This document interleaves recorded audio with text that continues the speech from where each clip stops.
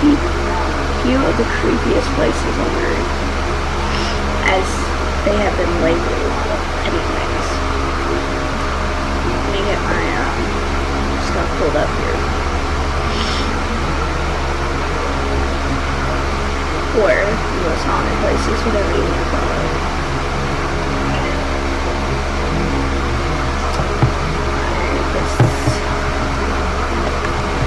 Let's see.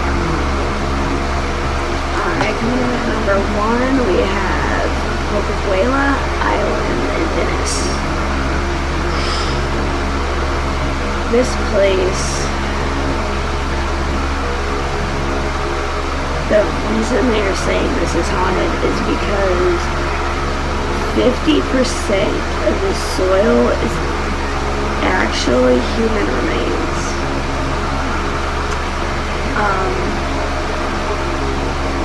If you've ever seen, I don't know how many people have actually seen it, but a plague doctor, they have they would wear the long beak-looking masks, and the reason behind them that they wore these masks is because that entire beak they would fill with like seasonings and different kinds of scents and stuff like that, because they thought that if they couldn't breathe in, or if they were smelling the air or breathing in the air, they assumed that they would get sick with the plague. So they figured instead of smelling the human remains or whatever you may call it, instead of smelling everything around them, if they were smelling these scents of the seasonings and stuff, it would prevent them from getting sick. And not necessarily did this work, but as far as I'm aware, I don't recall whether or not any of the plague doctors actually ended up getting sick, but I am not 100% certain on that. This place actually has quite a bit of history, and I'm gonna go on this to say that this is all what I have either found or heard about the location. Not necessarily facts, but I wanted to put this out there before I talked about it. Anyways, people would come down with the plague, and once they got so close to a certain extent where they were really badly sick, they would send them to this it started out a very small island, and these people would end up passing away here, and they would send these plague doctors out there to try to care for these people, and none of it worked. Nothing they done worked. I think it was several years after is when they finally figured out how to prevent you from getting the plague. But I'm not 1000% certain whether or not the plague doctors actually survived, or if they actually got sick, or what the scenario was behind this.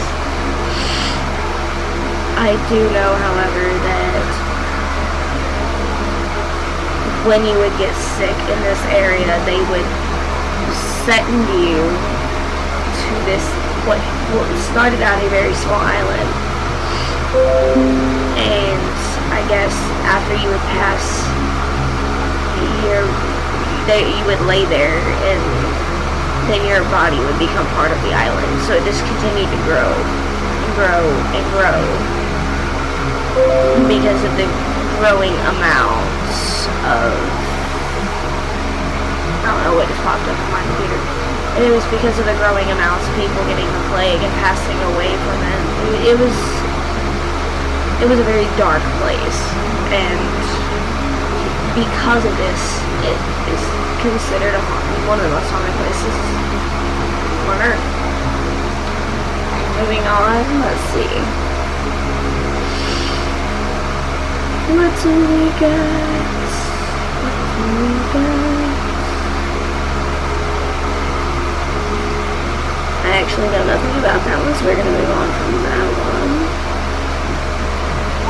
Coming in at number 2, and I've talked about this location one other time. This is the Queen Mary from Long Beach, California. From what I can remember, actually, while this ship was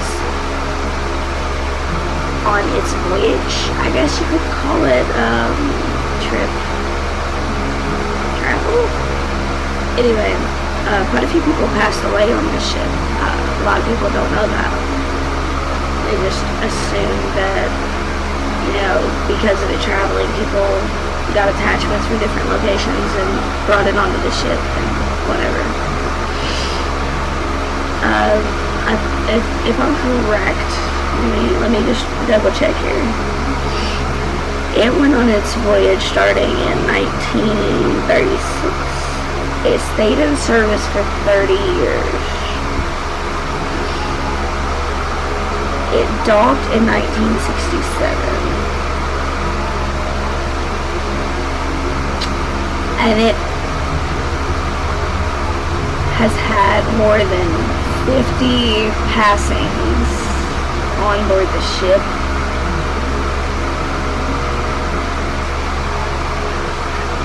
They say that some of the spirits are still roaming. The major room that you see a lot, especially on YouTube, like when you see people go to the Queen Mary, it's for the room B340.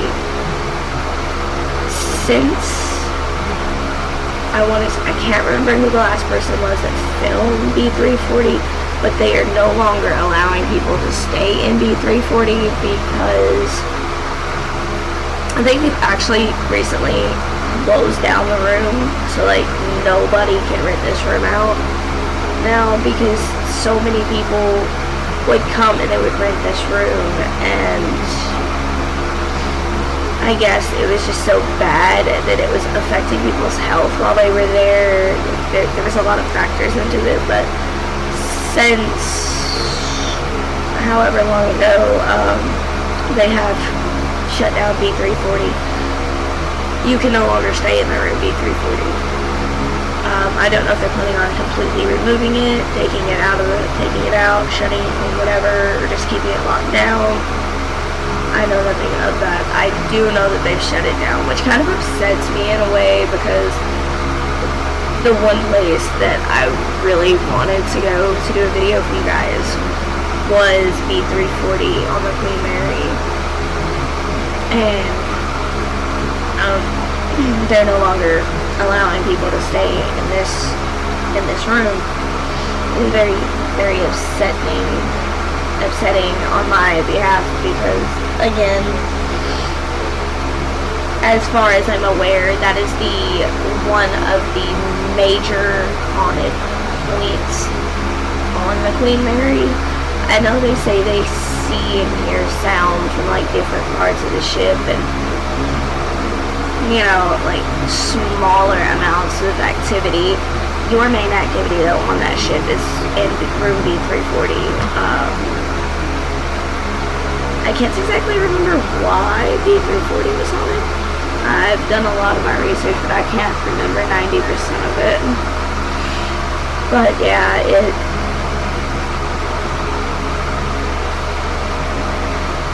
it was actually called Stater Room B340. Like I said, they no longer let you stay in this room, so I mean it's no longer accessible. So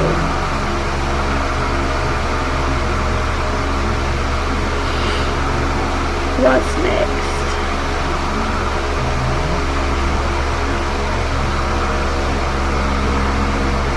I actually don't know very much about.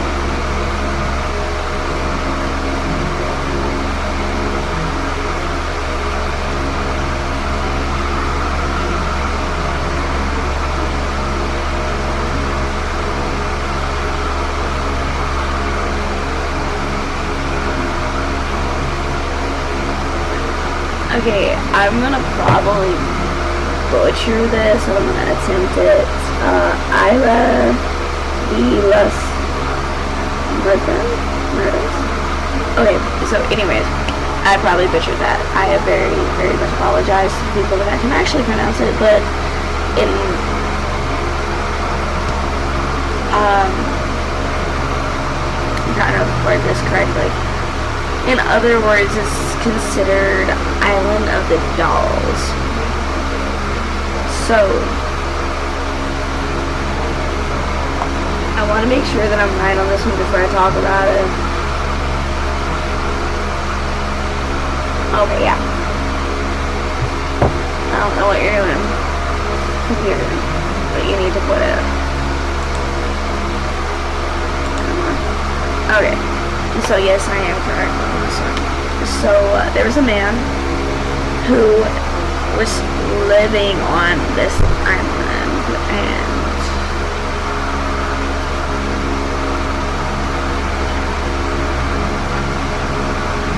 I keep hearing doors closed, but I don't think anybody's actually. Anyways.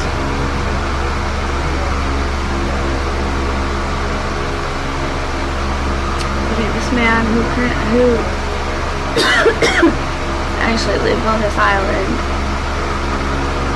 There is, well, they call it a legend, but I don't know if it is or not. I don't think there's really any documentation exactly explaining this, because of course it was an island that not very many people, like only himself lived on, and there is evidence of someone living on the island. But anyways, the legends says that this man stumbled across a little girl who drowned and her body washed up to the beach on this island. With this little girl, there was a doll.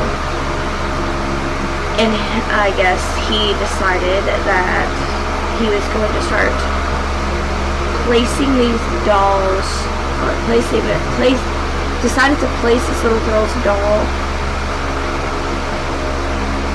somewhere on the island, and then it kind of grew from there. He had a bunch of people that would come out there and just put a doll up. It has been stated that this man done this to keep the child's spirit at bay, to prevent her from bothering him or attacking him. I'm gonna say that's more than likely what it was.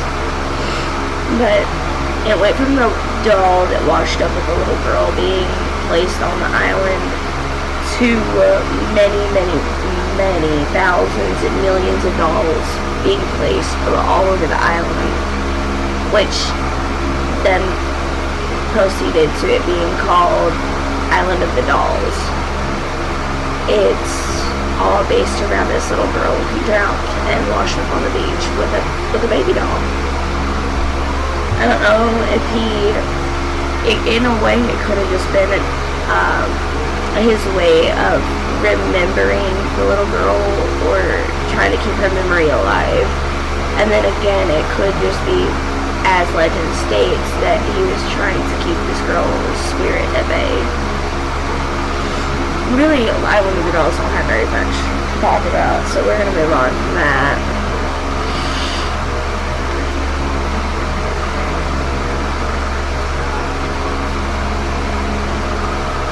What is next? This one, going in at number 4 on my list. This one is a very famous location for the simple fact of it was where Stephen King wrote The Shining. If you have not seen Stephen King's The Shining, please, after you watch this video, go watch it. It is a really good movie. If you have, then you know what I'm talking about when I say the Stanley Hotel.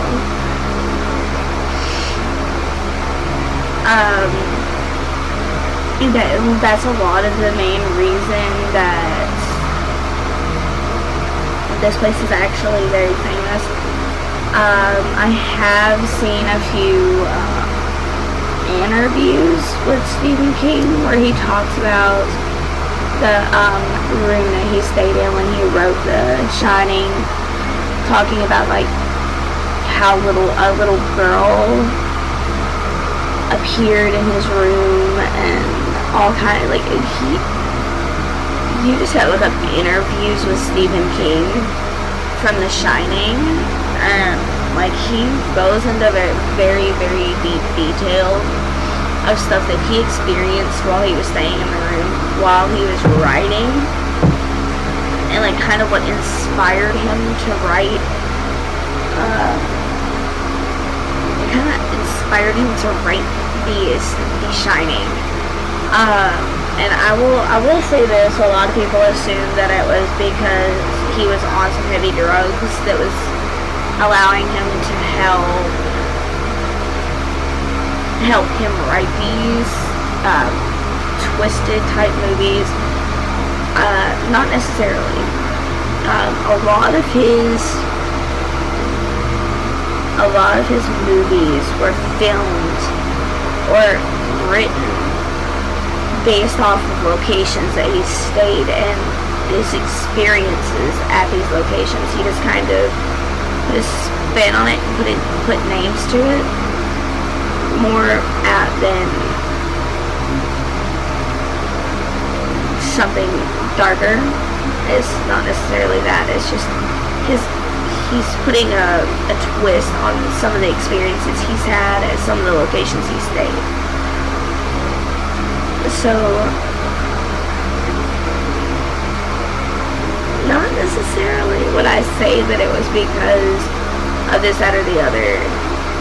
I do believe that 90% of his movies are based on a location that he stayed while he was writing these, just like the Stanley Hotel, which was previously haunted before he ever stepped foot in the building, and he just so happened to get the most haunted room inside the entire hotel.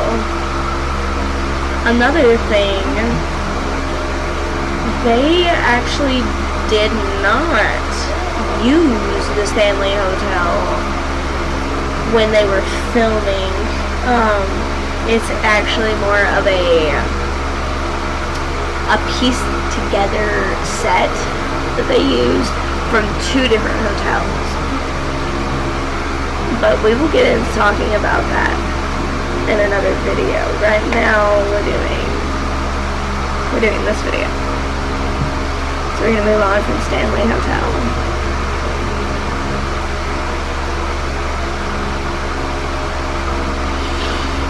I'm not very familiar with that one.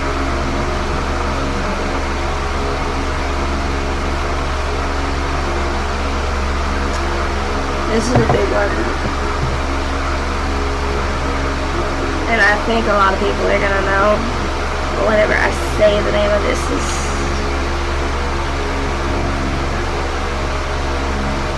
What the heck is that?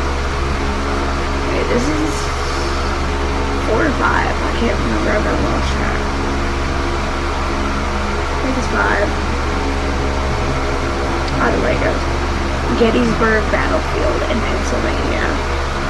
I think we all know why this is considered a very haunted location. It's been on several ghost investigation TV shows, Ghost Adventures, Ghost Hunters. I mean, it's been on a lot of different shows. And it is said to be haunted due to the Battle of Gettysburg. And if you are a big fan of history, as I am, you know that a lot of people called it the Battle of Gettysburg. Then you would actually know that it's really not called the Battle of Gettysburg. It was the American Civil War. Anyone who's a big fan of history knows that, but when they're talking to you, and like especially in the schools here, where I am currently, where I currently live at, they will tell you the Battle of Gettysburg, and that's not correct. It's the American Civil War. That is what was fought in Gettysburg.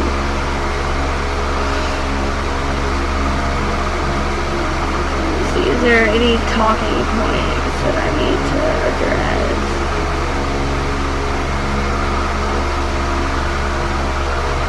They say that they see like figures of soldiers wandering around the grounds. They occasionally see flashes of light as if like they were firing off their muskets, stuff like that. Cannon fire, a lot of loud pop sounds, basic stuff like that. And there's actually another location that's sort of similar, and this actually not on my list here on my phone, but I do want to talk about this one, so we're going to go into this one. If that was 5, then this will be 6. Shiloh Battlefield is a very, very large one. They say, which now you cannot. They say if you happen to drive through there on a stormy night, or just at night in general, that you can look along the tree line. And occasionally you can see soldiers standing along the tree line, like so vividly that you can actually make out the uniform that they were wearing. And, the muskets that they were carrying, you will see the flashes. Except the difference with this place is you actually see smoke and smell gunpowder. Like, you'll see the flash, you'll smell the gunpowder, and you'll see the smoke from it firing off.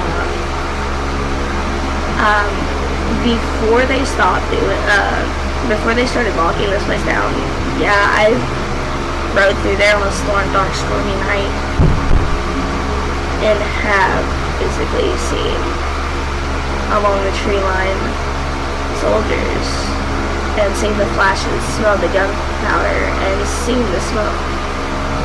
So I do know, I probably should have recorded it, but this was so long ago that you occasionally see flashes of light as if like they were firing off their muskets, stuff like that. Cannon fire, a lot of loud pop sounds, basic stuff like that. And there's actually another location that's sort of similar, and this actually not on my list here on my phone, but I do want to talk about this one, so we're going to go into this one. If that was 5, then this will be 6. Shiloh Battlefield is a very, very large one. They say, which now you cannot. They say if you happen to drive through there on a stormy night, or just at night in general, that you can look along the tree line, and occasionally you can see soldiers standing along the tree line, like so vividly that you can actually make out the uniform that they were wearing. And, the muskets that they were carrying, you will see the flashes. Except the difference with this place is you actually see smoke and smell gunpowder. Like, you'll see the flash, you'll smell the gunpowder, and you'll see the smoke from it firing off. before they before they started locking this place down, yeah, I rode through there on a dark, stormy night and have physically seen along the tree line soldiers and seen the flashes, smelled the gunpowder, and seen the smoke. So I do know I probably should have recorded it, but this was so long ago that I didn't even think about it at the time. But it is a very cool place, and they only allow you in there during the day now. So I'm hoping that soon I'll be able to at least get a daytime video there for you guys. That'd be great. Now that I have a really good phone to film with. So I'm going to end it off here. Thank you guys for watching. Comment, like, subscribe, and hit the post notification bell so you don't miss no more of our uploads. And we will see you all next time. Goodbye, guys. I didn't even think about it at the time. But it is a very cool place, and they only allow you in there during the day now. So I'm hoping that soon I'll be able to at least get a daytime video there for you guys. That'd be great. Now that I have a really good phone to film with. So I'm going to end it off here. Thank you guys for watching. Comment, like, subscribe, and hit the post notification bell so you don't miss no more of our uploads. And we will see you all next time. Goodbye, guys.